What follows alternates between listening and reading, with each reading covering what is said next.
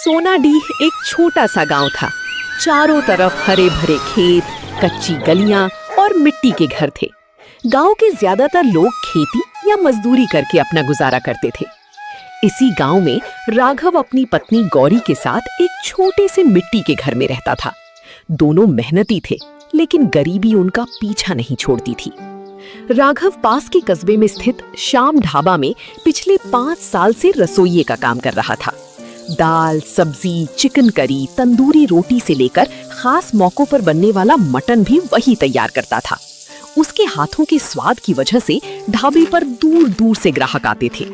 एक दोपहर ढाबे में हमेशा की तरह अच्छी भीड़ थी।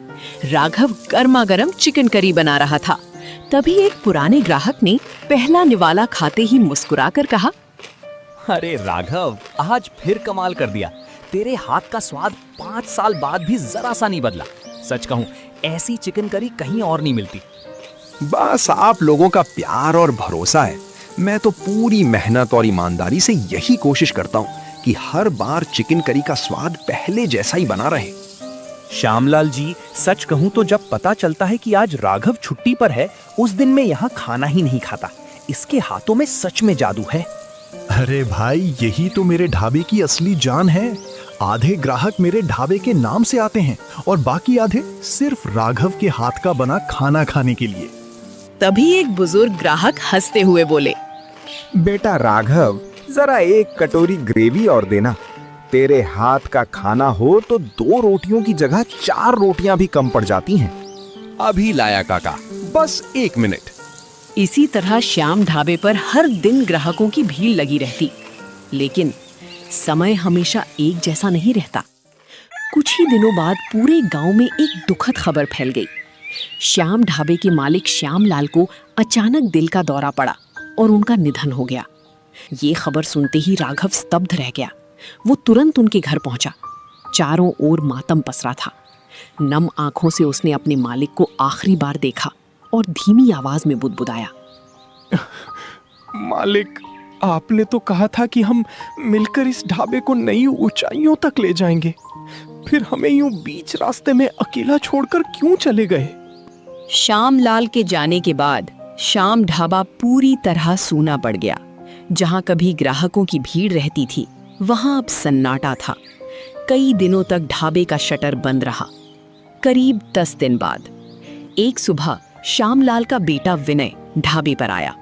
उसने शटर खोला, चारों ओर नजर दौड़ाई और राघव को अपने पास बुलाकर भारी मन से कहा, राघव भैया, मैं आपसे एक जरूरी बात करने आया हूँ।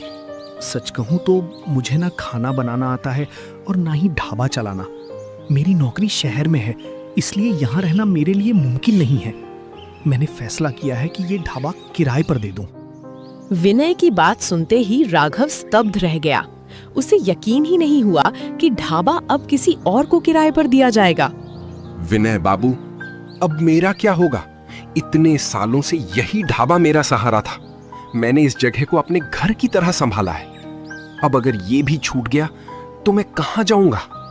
काश मैं खुद इस ढाबे को चला पाता राघव भैया, तो सबसे पहले आपको ही यहीं रखता।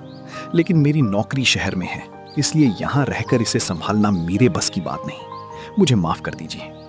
इतना कहकर विनय ने राघव के हाथ में उसकी पूरी बची हुई मजदूरी रख दी और भारी मन से बोला, ये आपकी मेहनत की कमाई है और जाते जाते पिताजी की एक बात जरूर कहना चाहता हूँ।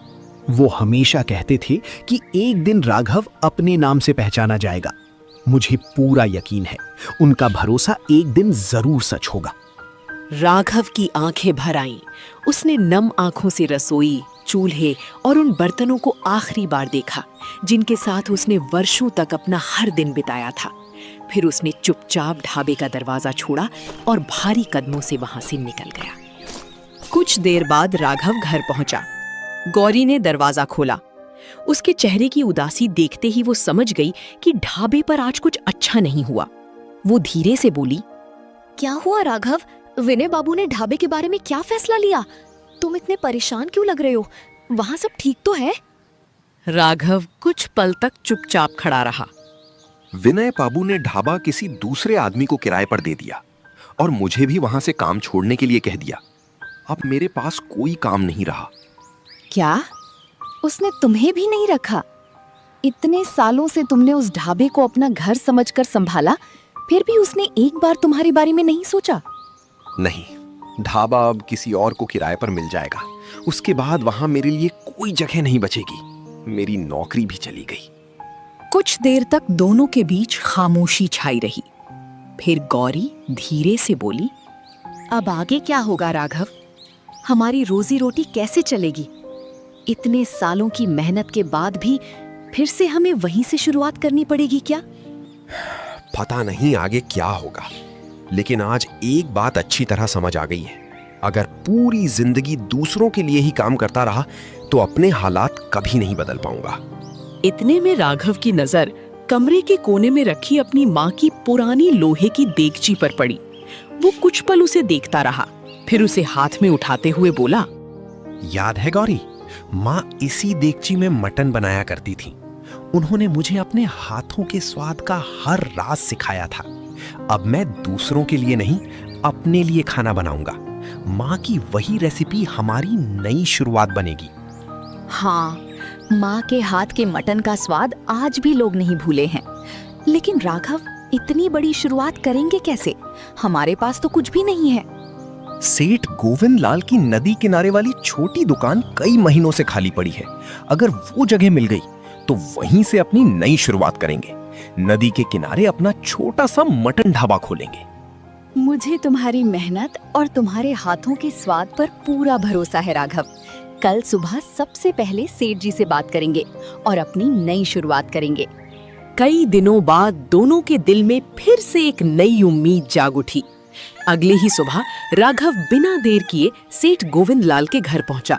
सेठ आंगन में बैठे चाय पी रहे थे। राघव ने आदर से हाथ जोड़ते हुए कहा, सेठ जी, सुना है बाजार में नदी किनारे आपकी छोटी दुकान कई महीनों से खाली पड़ी है। अगर आप भरोसा करके मुझे किराए पर दे दें तो मैं वहां अपनी माँ की रेसिपी वाला मटन ढाबा शुरू करना चाहता हूँ। मेहनत में कोई कमी नहीं छोड़ूंगा।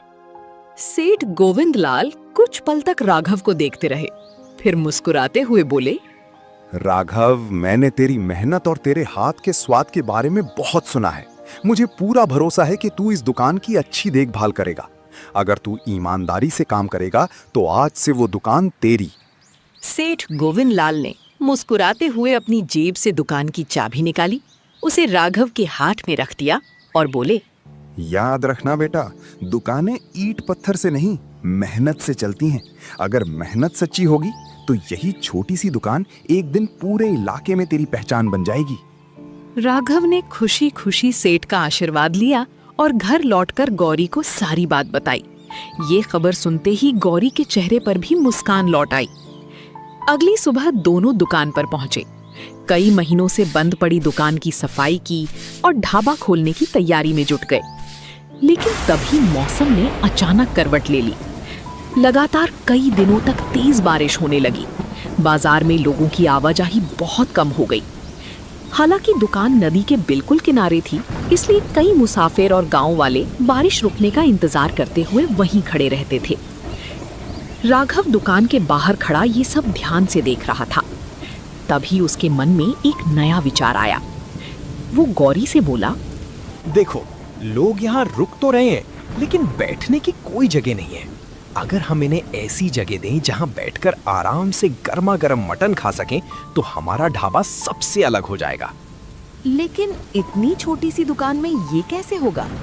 राघव ने नदी किनारे बंधी पुरानी लकड़ी की नावों की ओर इशारा करते हुए कहा, इन पुरानी नावों को खरीद लेते हैं। इन्हें यहीं किनारे पर मजबूती से बांध देंगे। ऊपर एक बड़ा सा छाता लगा देंगे ताकि बारिश में भी लोग आराम से बैठ सके। अंदर बेंच और टेबल रख देंगे। फिर लोग बिना भीगे बारिश और नदी का खूबसूरत नजारा देखते हुए आराम से खाना खाएंगे। वाह, ऐसा ढाबा तो पूरे इलाके में किसी का नहीं होगा। लोग सिर्फ स्वादिष्ट खाना खाने ही नहीं, बल्कि इस अनोखी नाव वाले ढाबे को देखने भी दूर दूर से आएंगे। अगले ही दिन राघव गांव के मछुआरों से मिला और कम दाम में 2 पुरानी लकड़ी की नावें खरीद लीं। गांव के बढ़ई और लोहार की मदद से उन नावों को दुकान के सामने नदी किनारे मजबूत खंभों और मोटी जंजीरों से अच्छी तरह बांध दिया गया। इसके बाद ऊपर एक बड़ा सा मजबूत छाता लगा दिया गया ताकि बारिश में भी लोग आराम से बैठकर खाना खा सकें। सारी तैयारी पूरी होने के बाद राघव ने ढाबे के बाहर एक बड़ा सा बोर्ड लगाया, बारिश में नाव वाला मटन ढाबा। बोर्ड लगते ही वहां से गुजरने वाले लोग रुक रुक कर उस अनोखे ढाबे को देखने लगे। हर कोई हैरानी से बस यही कह रहा था, अरे ऐसा ढाबा तो हमने पहले कभी नहीं देखा। नदी के किनारे नाव में बैठकर खाना खाने का अपना ही अलग मजा होगा। बिल्कुल, एक बार यहाँ का मटन शुरू हो जाए फिर तो लोग सिर्फ खाने के लिए नहीं, इस अनोखे ढाबे का अनुभव लेने भी जरूर आएंगे। अगली सुबह सूरज निकलने से पहले ही राघव और गौरी ढाबे पर पहुंच गए। रात की बारिश थम चुकी थी और नदी किनारे ठंडी हवा चल रही थी। राघव ने मिट्टी के चूल्हे में लकड़ियां जलाई, माँ की पुरानी लोहे की देगची चढ़ाई और मटन बनाने की तैयारी शुरू कर दी। गौरी ने मटन का बर्तन उसकी ओर बढ़ाते हुए पूछा, आज कितने किलो मटन चढ़ाने का सोच रहे हो? पहला दिन है, इसलिए मन में थोड़ी चिंता भी हो रही है। पहला दिन है गौरी, ज्यादा नहीं बनाएंगे। अगर लोगों को हमारा स्वाद पसंद आ गया तो कल से देगची भी बड़ी होगी। उसने सरसों का तेल गर्म किया, फिर उसमें तेज पत्ता, बड़ी इलायची, दालचीनी, लौंग, जीरा, बारीक कटे प्याज, अदरक लहसुन का पेस्ट और अपनी माँ से सीखा हुआ खास मसाला डाल दिया। कुछ ही पलों में पूरे ढाबे में ऐसी ना रह सकी। यही तो वो खुशबू है जो माँ के रसोई घर से पूरे आंगन में फैल जाया करती थी। आज वही खुशबू फिर से महसूस हो रही है। करीब 1 घंटे तक मटन धीमी आंच पर पकता रहा। धीरे धीरे उसकी लाजवाब खुशबू पूरे नदी किनारे फैलने लगी। उसी समय वहां से गुजर रहे 2 मुसाफिर अचानक रुक गए। अरे यही तो वो अनोखा ढाबा है जिसके बारे में कल लोग बातें कर रहे थे। नाव में बैठकर खाना खाने का मजा ही कुछ और होगा। बिल्कुल, और मटन की खुशबू तो कमाल की आ रही है।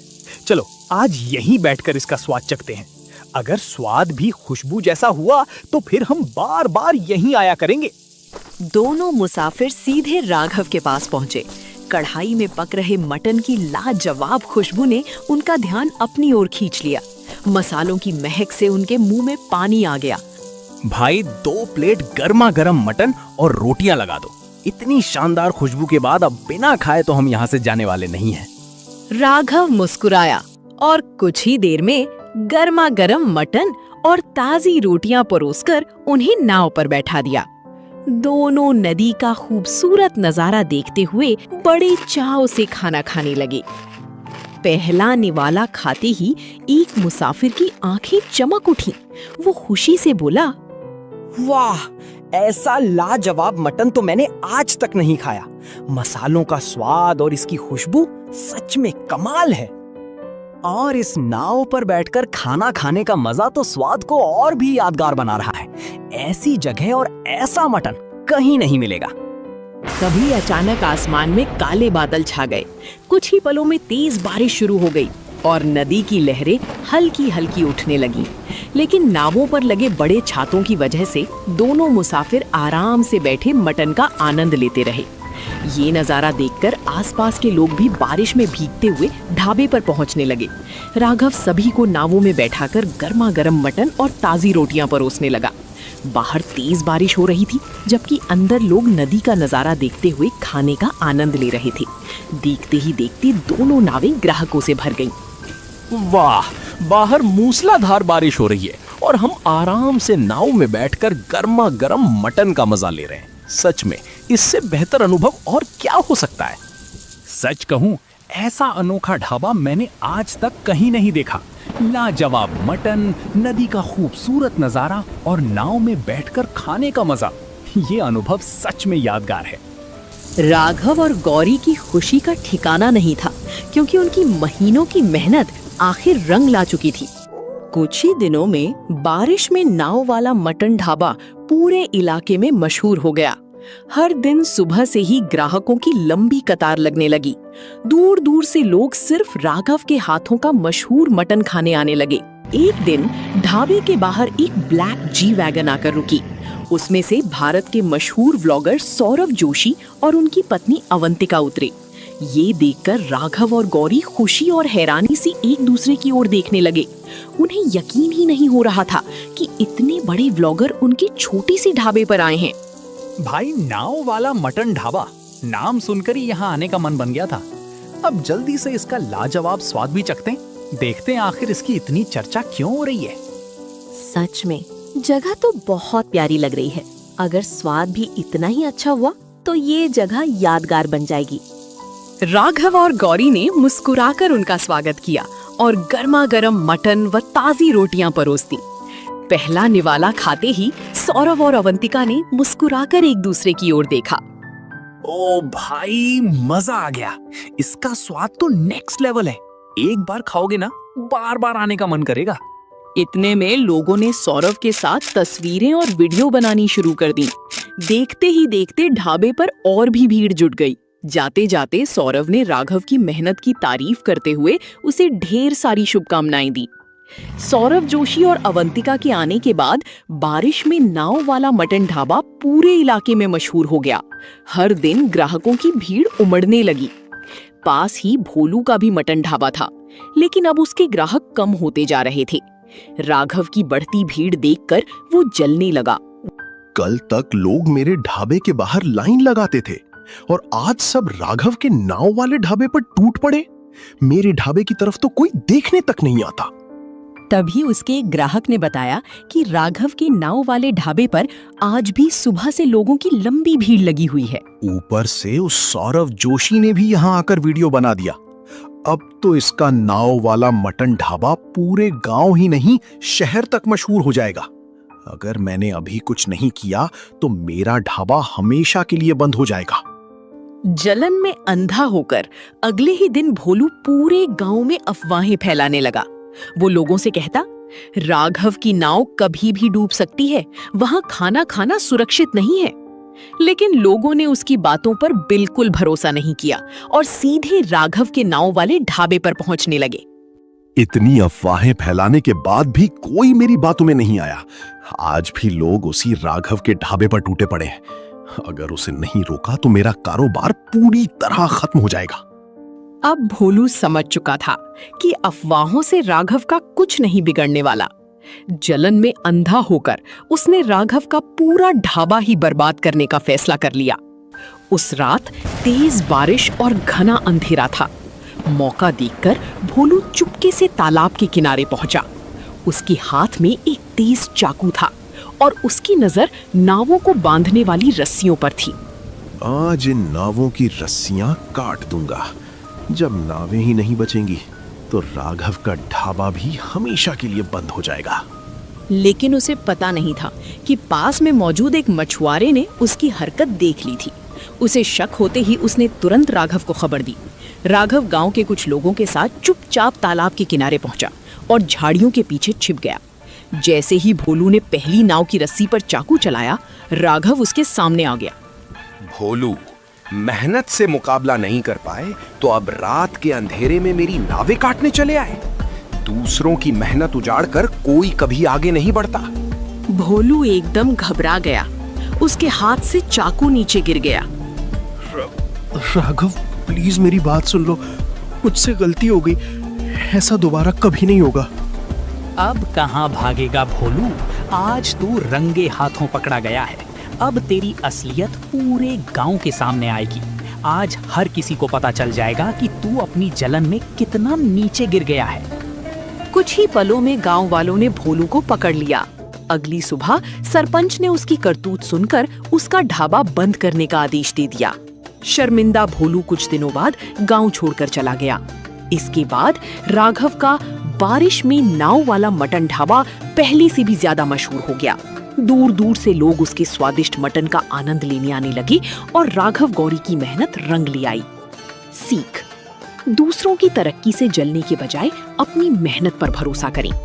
तो दोस्तों, अगर आपको ये कहानी पसंद आई हो तो वीडियो को लाइक करें, चैनल को सब्सक्राइब करें और ऐसी ही शानदार कहानियों के लिए हमारे साथ जुड़े रहें।